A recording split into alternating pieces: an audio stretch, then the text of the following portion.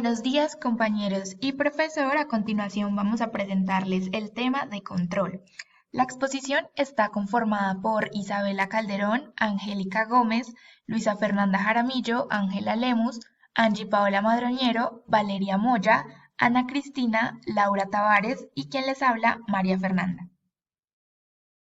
Desde tiempos remotos, los humanos han tenido la necesidad de control. Comenzaron haciendo cuentas con los dedos de las manos y piedras hasta llegar a desarrollar sistemas de numeración que permitieron realizar operaciones. Vamos a realizar un recorrido histórico sobre el control en la antigüedad. Iniciamos nuestra línea del tiempo con los sumerios. Del año 5000 AC. Es nombrada como la primera civilización humana.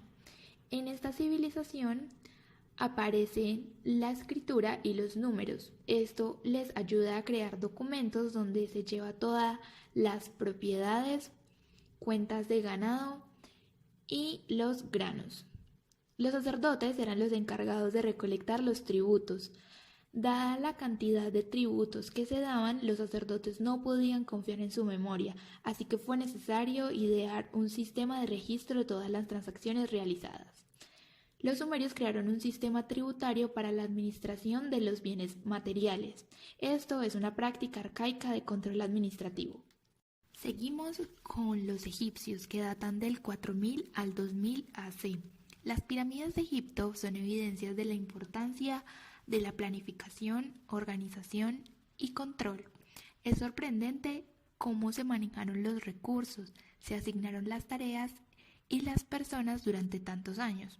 Durante el Imperio Otomano, 1520 hasta 1566 después de Cristo, se organizó una excelente administración del personal.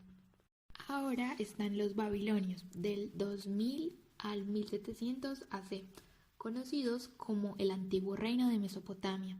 Se considera que la historia de Babilonia se inicia con Hammurabi. Gracias a las excavaciones se encontró el Código de Hammurabi, que fue el primer conjunto de leyes de la historia. Este se basa en la aplicación de la ley de Talión, comúnmente conocida como ojo por ojo, y fue escrito por el rey de Babilonia, Hammurabi. Utilizaban el control para manejar grandes construcciones y manejar al personal. Esta civilización creó y aplicó los primeros inventarios, documentó y reguló la producción agrícola y ganadera. El rey Nabucodonosor recuperó el código Hammurabi y lo aplicó al control de producción de salarios. Continuamos con China, 1600 AC hasta 221 AC. A través de varios siglos, los chinos tuvieron un sistema administrativo de orden, donde juega un papel muy importante la Constitución de Zhou, 1600 AC, donde se establecen 4 cosas. Primero, es imposible que alguien que no se organice sea capaz de llevar la batuta de un Estado. Segundo, el definir funciones correctamente nos ahorra trabajo y es más productivo. Tercero, la cooperación es indispensable para generar resultados óptimos. Y cuarto, se reconoce la necesidad de la organización, la planeación, la dirección y el control. Otro personaje importante en la historia de China es Confucio, el cual es considerado el padre de la China ancestral. Confucio tenía unas reglas donde se resalta que la mente de un gobernante siempre debe estar trabajando para mejorar de alguna forma su gobierno, y el administrador deberá de ser de una conducta intachable y sin egoísmo hacia sus colegas. Por último tenemos a los romanos, 27 AC hasta 476 DC. Una de las civilizaciones que más influyó en el pensamiento administrativo fue el pueblo romano, ya que se controlaba el imperio por medio de un gobierno descentralizado. Había un control de recursos y personas para grandes construcciones. Se aplicaba el control en los ejércitos para lograr la expansión y se utilizaba la administración por medio de administradores denominados gestores o mandatarios. La organización de Roma repercutió significativamente en el éxito del Imperio Romano. Roma clasificó a las empresas en 3: públicas, las que realizan actividades del Estado; semipúblicas, las que pertenecen a los sindicatos; y privadas, las que eran manejadas por civiles. Para continuar con nuestra línea histórica, vamos a seguir ya con las aportaciones desde la Edad Media, o sea, las aportaciones que se dieron desde la época medieval, enfocándonos hacia los vestigios de control que se generaron en cada una de las etapas y las aportaciones que se dieron en el proceso administrativo. Primero vamos a hablar sobre el arsenal de Venecia. Esta llegó a ser la planta industrial más grande de toda Europa y presentó diversas características en cuanto al control, como por ejemplo la numeración y el almacenamiento de las partes acabadas pertenecientes a la maquinaria. Segundo, la línea de montaje y el equipamiento de las galeras que manejaban. También se caracterizó por las prácticas de personal tanto administrativo como operativo. Cuarto, la tipificación y la numeración de las partes que utilizaban en su proceso productivo. Quinto, establecieron un sistema de control contable y de control de los costos que era revisado exhaustivamente para que, pues, en busca de fallas que se pudieran presentar. Sexto, también se caracterizó por un control riguroso de los inventarios, por lo que cada vez la producción era más eficiente. Luego vamos a hablar sobre la organización de los oficios. Esta organización se caracterizó principalmente porque, primero, se encargaban de discutir con eficacia los salarios o las remuneraciones que se le daban al trabajador por las horas prestadas. Segundo, se encargaban de controlar la actividad artesanal y evitaban la competencia al máximo. También consiguieron equilibrar lo que fue la oferta y la demanda a través de la anulación de la competencia, convirtiéndose en un monopolio. Permitió a los comerciantes asegurar de cierta manera sus mercancías, evitando robos al trasladarse de lugares a otros en grupos grandes. Luego vamos a hablar sobre el declive de los gremios. ¿Qué encontramos en este declive? Establecieron nuevas formas de control, como por ejemplo, primero, llevar la contabilidad desde la doble partida para así lograr un control más exacto de los cambios en el mercado. Pues también consiguieron la reducción de los integrantes, especialmente de los aprendices que pertenecían a los gremios. Se encargaron de establecer nuevos precios en el mercado, monopolizando la industria o las actividades que se generaban. También ejercieron un control absoluto en el mercado artesanal que influyó harto en la división de Europa, cómo se divide Europa. Luego vamos a ver los vestigios de control en la Iglesia Católica. A través de los siglos, las normas administrativas y los principales imperios transmitieron esto hacia la Iglesia Católica, y ellas se encargaron de imponer nuevos valores tanto en el orden social y religioso. Ellos controlaban este orden y también controlaban la descentralización con base en la distribución geográfica. Bueno, ahora vamos a hablar sobre el control organizacional, el cual ha tenido su proceso de desarrollo en dos tendencias conocidas muy características.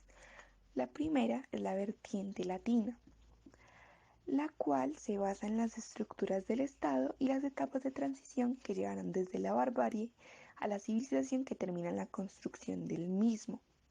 Además, tiene un enfoque de control que protege tanto los intereses de los propietarios, los intereses del Estado y de los intereses de la comunidad en general, las cuales realizaban las verificaciones de los informes contables, realizando sus primeras síntesis en las estructuras estatales.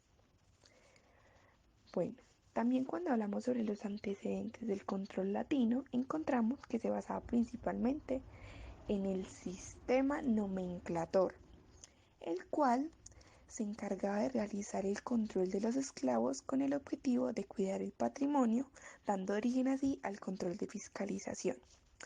Ya cuando hablamos sobre la sociedad romana, encontramos que ésta se estableció como monarquía hacia el siglo VII a.C. y surge de esta el control más conocido, el cual es el control político y el control social, que juntos más adelante se transformarían en lo que hoy conocemos como la democracia. Luego, para la República Romana, más que todo hacia el año 510 a.C., aparece un nuevo control jurídico que se encarga de interceder o de condenar, y también fiscalizadores para la protección de los intereses del Estado. Después apareció un control del culto, el cual, bajo la dirección de un pontífice, que se encargaba de regular la legislación religiosa, los rituales y las fiestas. Más adelante, hacia la época medieval, más que todo hacia los feudos, aparecen nuevos formas o programas de control, los cuales se encargaban de obtener y contabilizar las riquezas económicas y protegiendo los patrimonios. Ya nos hablamos más sobre una concepción social latina, que se va hacia los tiempos romanos de la República, donde existían varios cargos o varias personas con oficios que se encargaban principalmente de la protección de los bienes y la protección de los recursos que pertenecían al Estado. Entre estos encontramos varios personajes, nos enfocamos en dos.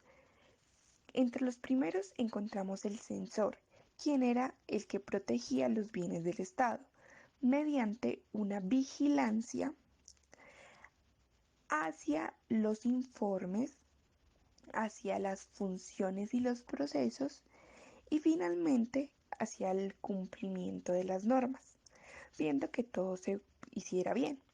Luego encontramos el visador, quien se encargaba de dar un visto bueno a los contratos y los documentos de particulares, logrando así la eliminación de la vigilancia a los emperadores. Bueno, ya cuando hablamos sobre los sistemas de control, vemos que estos evolucionan y dan origen a lo que hoy conocemos como control fiscal. Las instituciones de vigilancia se encargan de la prevención, de la detención y del castigo de todas las irregularidades que se puedan presentar. Ya nos dirigimos hacia la segunda vertiente, que es la vertiente anglosajona, la cual está integrado por el concepto especializado de auditoría externa. Y esta se puede resumir en la gestión administrativa y el correcto uso de los recursos reflejados en los reportes financieros que se dan. Este enfoque, su objetivo primario es el control y la detección de fraudes mediante el examen de cifras contables. Luego surge, su origen se remonta principalmente a la creación de las compañías navieras holandesas durante el siglo XV, los cuales realizaban actividades de mercadeo. El control surge como tal por problemas de seguridad y fragilidad de las prácticas, contratando la acción de terceros.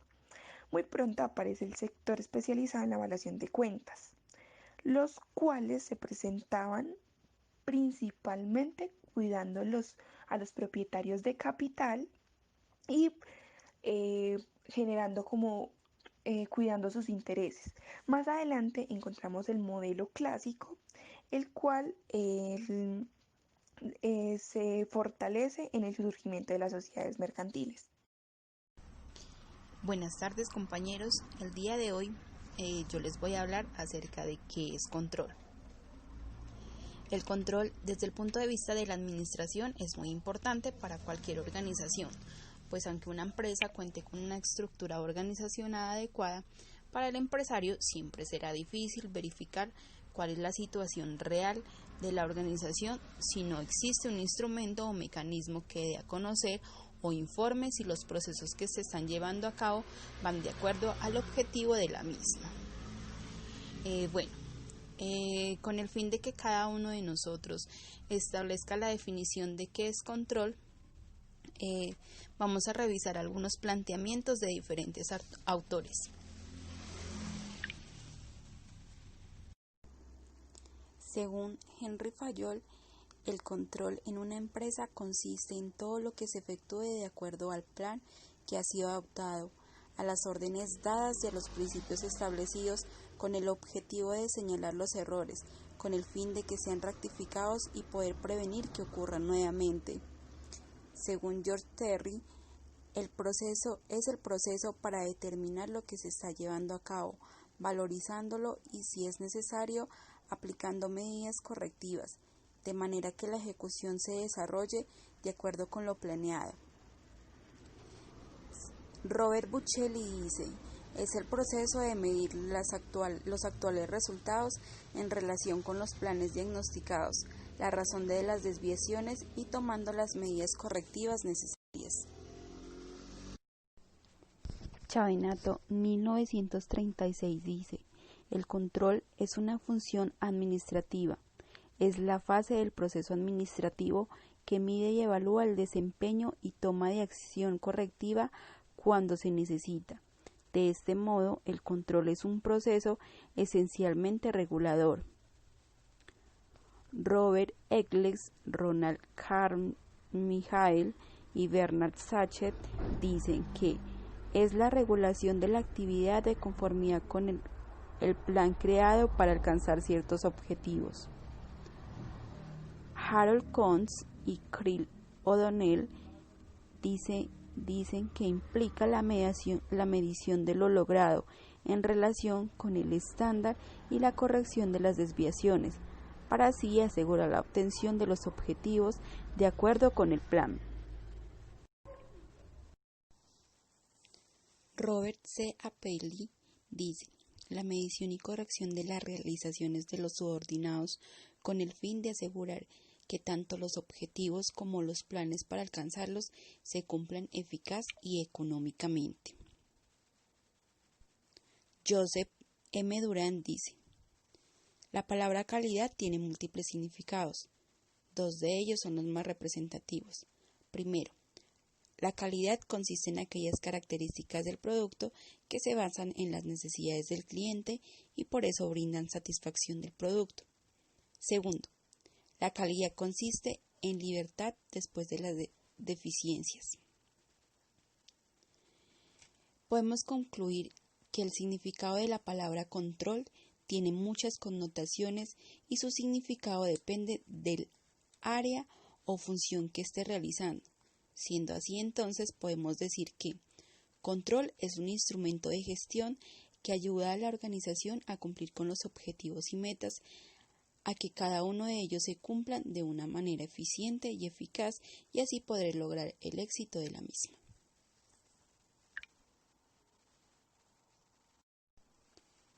Bueno, compañeros, ahora les voy a hablar un gran aporte que hicieron los japoneses al control de calidad.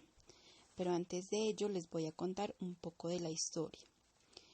Al terminar la Segunda Guerra Mundial, en 1945, Japón era un país de 115 millones de personas que habitaban un archipiélago de islas de escasos recursos naturales, sin materia prima, sin energía y con escasez de alimentos.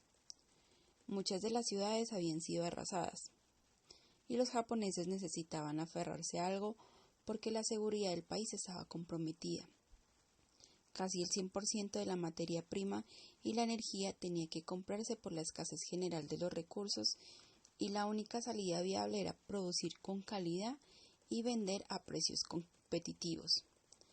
Es por ello que en la década de los 50 y la década de los 60 los técnicos japoneses fueron formados por norteamericanos y desde ahí empezaron a producir productos con calidad. Kaoru Ishikawa nació en 1915. Fue el primer autor que intentó destacar las diferencias entre los estilos de administración japoneses y americanos, principal precursor de calidad total en Japón, creador del diagrama causa y efecto, también conocido como diagrama de pescado o diagrama de Ishikawa. Kaoru Ishikawa fue uno de los primeros técnicos japoneses que estudió e impulsó las técnicas de calidad en Japón. Publicó una revista, Genta Tokusei, Taller y Control de Calidad, en la que proponía la formación de equipos para el análisis y control de calidad. Se alentaba la participación de todos los empleados de la empresa y los llamó círculos de calidad.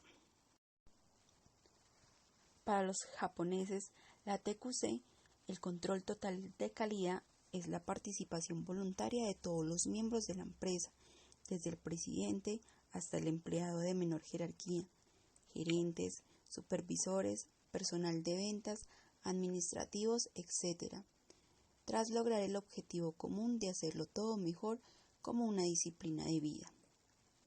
Algunos de los fundamentos del TQC son orientación hacia el cliente, respeto por el ser humano y sus potencialidades, capacitación permanente de los trabajadores, clara devoción por la armonía y el consenso, activa participación voluntaria en el mejoramiento de los procesos productivos y de administración, mejoría constante como objetivo diario, y la minimización de tareas improductivas y eliminación de aquellas que generan costos innecesarios. Otro de los grandes aportes al control de calidad fue la del maestro Masaki Mai. Masaki Mai nació en 1930. Él es un teórico de la organización japonesa y consultor de la gestión, conocido por su trabajo en la gestión de calidad, específicamente el Kaizen. El Kaizen es una filosofía de origen japonés y basada en la mejora continua que se aplica desde hace años a la calidad de la industria. Obra positiva, útil y original que ofrece un enfoque novedoso para cambiar determinadas conductas, hábitos y situaciones. La palabra Kaizen proviene de la unión de dos vocablos japoneses, Kai, que significa cambio, y Zen, que quiere decir bondad. La esencia de Kaizen es sencilla y directa. Kaizen significa mejoramiento. Más aún significa mejoramiento progresivo, continuo, que involucra a todos en la organización de la alta administración, gerentes y trabajadores. Kaizen es un asunto de todos.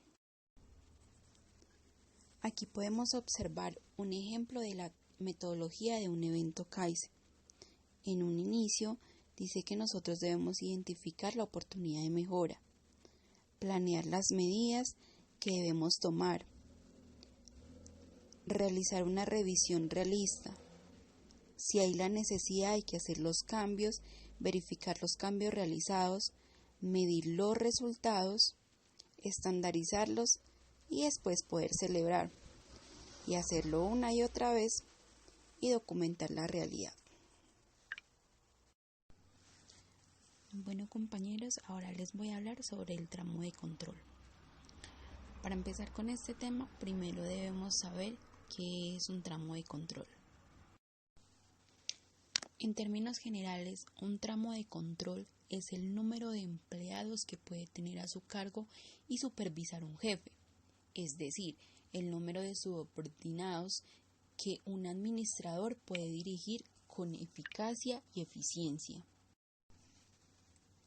El contar con un adecuado tramo de control permite a la empresa u organización evaluar y dar seguimiento a los procesos que se lleven a cabo en la organización, retroalimentar y tomar decisiones en forma inmediata en caso de desviación de los objetivos, supervisar de manera adecuada y constante el desempeño del personal y finalmente mantener una comunicación constante, asertiva y empática con cada uno del equipo de trabajo de la empresa. Factores que determinan un tramo de control eficaz. En cada nivel jerárquico varía el tramo de control o número de subordinados que tiene un jefe en forma directa a su cargo.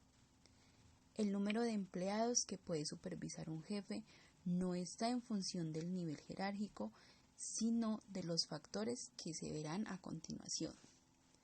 Pero antes de eso, aquí vemos la foto de Richard L. Duff, quien nació en 1941 y es un teórico de la organización americana profesor de gestión en la Escuela de Graduados de Administración de OUE. Él nos dice que, por lo general, cuando los supervisores deben involucrarse de cerca con los subordinados, el tramo de control debe ser pequeño, y que cuando los supervisores necesitan poco contacto con los subordinados, el tramo de control puede ser mayor. Un número extendido de subordinados que supervisan un administrador es un tramo de control amplio. Por el contrario, a menor cantidad de subordinados que supervisa un administrador, el tramo de control se denomina estrecho. A continuación, se presentan los diferentes factores que influyen en la determinación del tramo de control, los cuales son: exactitud de la representación de autoridad, formación de los subalternos, utilización de planes objetivos, transparencia de proyectos, métodos de comunicación, ubicación geográfica de los subalternos, velocidad de los cambios o estabilidad de las operaciones, consecuencias de las juntas, formalización de tareas, interacción personal necesaria, nivel de tecnología, capacidad del gerente, cantidad utilizada de ayudantes, ocupaciones por niveles, dificultad de las tareas, experiencia y capacitación de los subalternos, necesidad de la supervisión de coordinación estrecha. Tipos de tramo de control. Hay dos tipos de tramos de control. Hay un tramo de control estrecho y hay un tramo de control amplio. A continuación, le explicaré cada uno de ellos. Tramos de control estrecho. Los tramos de control estrecho son los que tienen bajo la supervisión a pocos subordinados. Estos posibilitan que un gerente pueda tener un control más estricto. Sin embargo, también conlleva a ciertas ventajas y desventajas. Algunas de las ventajas son: se muestra una estricta supervisión, existe una rápida comunicación entre los supervisores y los subalternos, repercutiendo así en la toma de decisiones. Se realiza un mayor control de las operaciones. Desventajas: con el incremento de los niveles gerenciales disminuye la toma de decisiones. Además, hace que en general se aísle la alta gerencia porque existe una excesiva distancia entre el nivel superior y el inferior. Debido a que se incrementan los niveles gerenciales, se obtiene un costo elevado. Provoca que exista una mayor supervisión, teniendo que los superiores intervengan en la labor de los trabajadores, amilanando así la libertad. ¿Qué es amilanando? Es como atemorizar o asustar. Entonces ellos asustan la libertad o la autonomía del trabajador. Tramo de control amplio. Mientras el tramo de control sea más grande, la organización será más eficaz en lo que se refiere a los costos. Sin embargo, se puede hallar que un tramo de control que sea demasiado amplio afecta en ciertos aspectos el desempeño de los empleados. Esto sucede porque los supervisores no tendrán tiempo para ofrecer la ayuda y el liderazgo que se necesita. Al igual que el tramo de control estrecho, este tiene algunas ventajas y desventajas. Ventajas: los supervisores se ven obligados a delegar funciones. La estructura organizacional es menos obesa y más plana. Se debe planificar y establecer políticas muy claras para el manejo administrativo. Los subalternos se seleccionan cuidadosamente para que puedan cumplir la actividad encargada. Desventajas: es más lenta en la toma de decisiones. Los gerentes tienden a estar sobrecargados de trabajo. Se pueden presentar temporalmente una pérdida de control del supervisor. Pueden presentarse problemas comunicacionales. Se requiere un manejo administrativo excepcional y una gran calidad de parte de los gerentes. se requiere que el personal esté más preparado.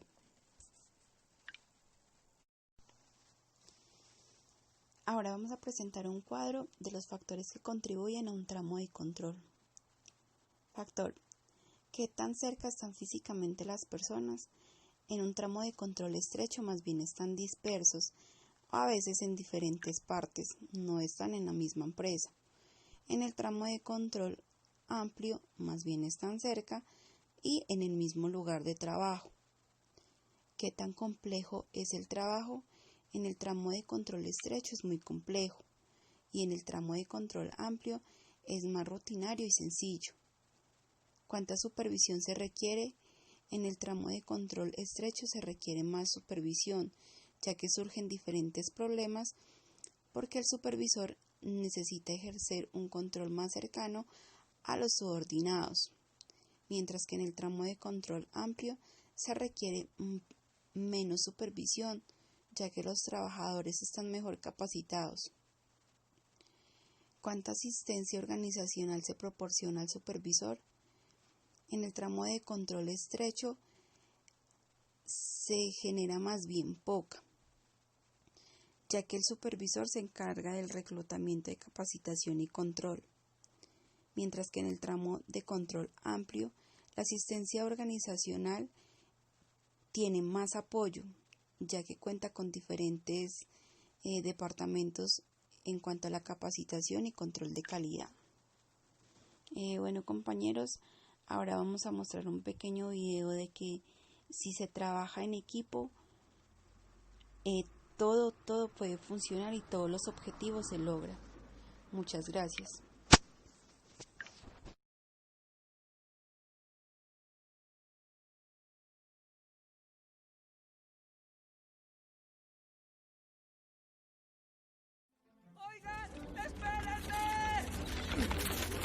La comida a la piedra del tributo y al hormiguero.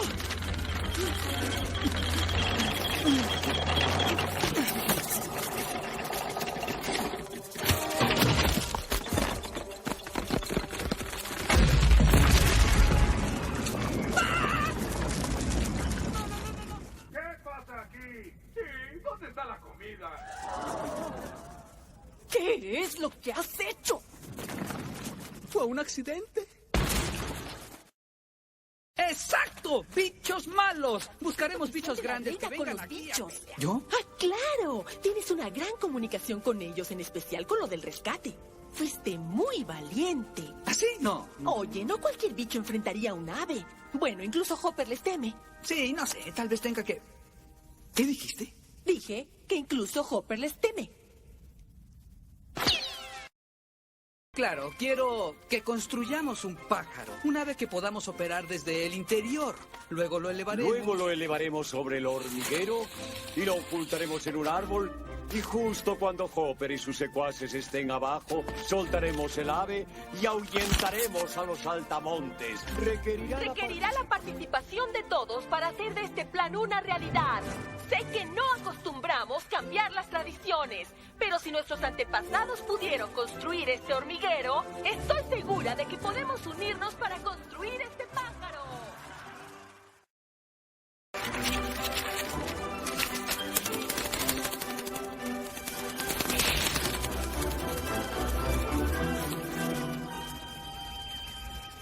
¡Perfecto! ¡Atención a sus lugares!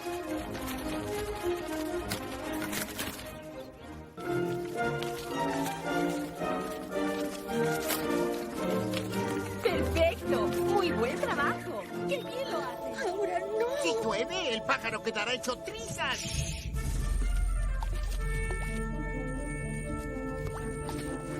La señal. ¡Es la señal! Llegó la hora, niñas. ¡Vamos a volar! ¡Se atoró! ¡Con fuerza! ¡Ustedes pueden lograrlo! ¡Oye! Dije, ¿dónde está?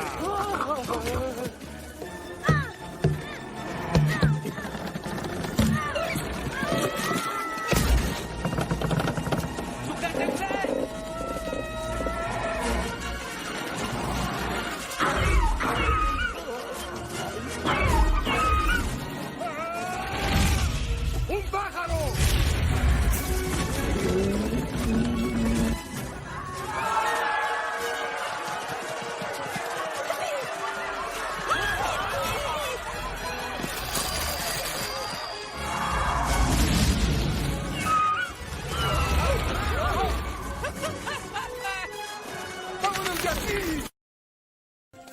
Quiero darles las gracias por habernos devuelto la esperanza, la dignidad y nuestras vidas.